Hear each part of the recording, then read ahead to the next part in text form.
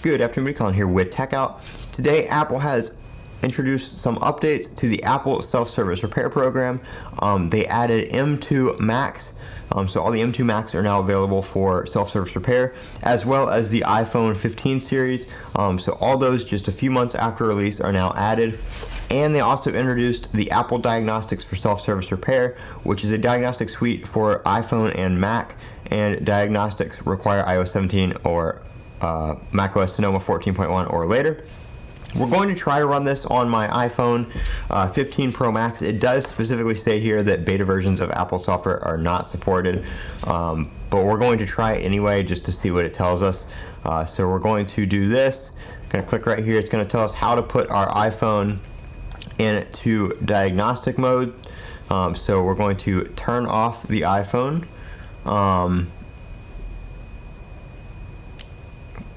Just your normal shutdown procedure there. So it is turned off, and we're going to give it a second here to fully turn off. It says to wait 30 seconds, but I don't think it's going to actually take 30 seconds to do that.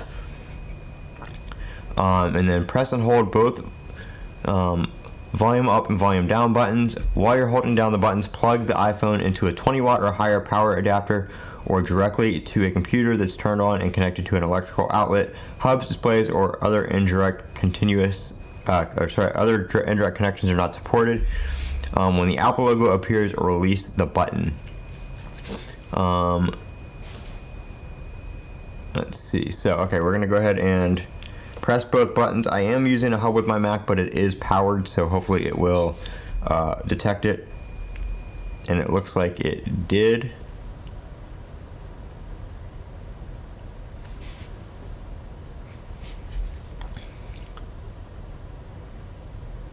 Or not.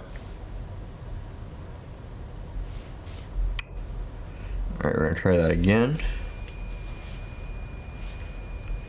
I might have to connect it directly to my Mac or my my charger. I don't actually think it has to be plugged into the computer here. So let me plug it into just a regular charger.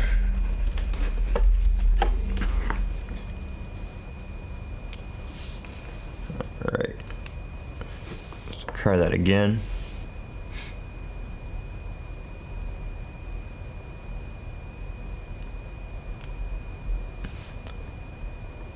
So these are all the things you can test right here: audio output, Face ID, camera image quality, MultiTouch, display pixel anomalies, and you can run Mobile Resource Inspector, which checks like a various set of, hardware, like the battery and I think the logic board and stuff like that. Alright, there we go. We are on the diagnostics and repair screen. So we do need to enter our serial number right here. Let's see, I don't think, yep, none of those are this phone.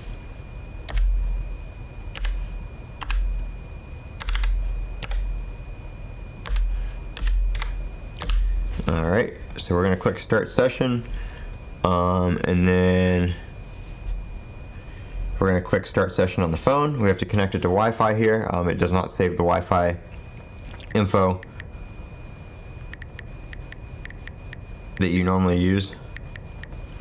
So normally this would have to be done with an Apple, like on the phone, and they would run this remotely. Now you can do it right here on your own computer. Alright, so connecting to Apple support, we're going to click agree, and then it is, it shows my iPhone 15 Pro Max, and it is loading, initiating. Alright, so we're just going to run the Mobile Resource Inspector right here. We're going to start that pending, let's see here, and it is running on the phone right now. And it's probably going to give us it just gives us a warning because of the beta. But it is letting us run the test. So they tell you that the beta software is not supported. It will still let you run the test. It's just they're not going to support. Apple probably won't support the results from a test run on beta software. Basically, you probably have to run this on public software for this to mean anything. Say like you want to use your warranty or anything like that. They're not going to validate any of these results for a test run on beta. All right, and the little progress bar on the iPhone is moving along, so it's about 75% of the way there.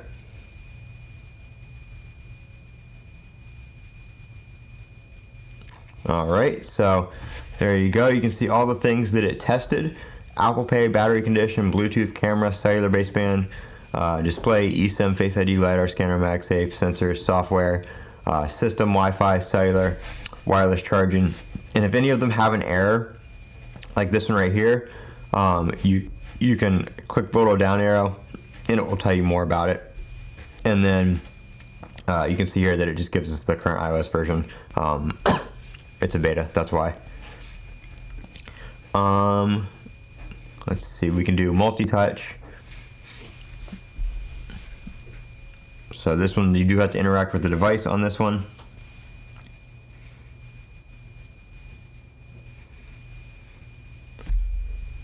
So it says, okay, let's see, slide your finger over the whole display.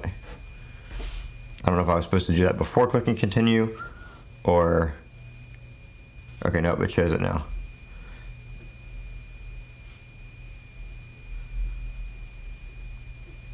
So the display is white now, and it's just turning blue. Turning blue in little square sections as I slide my finger over this.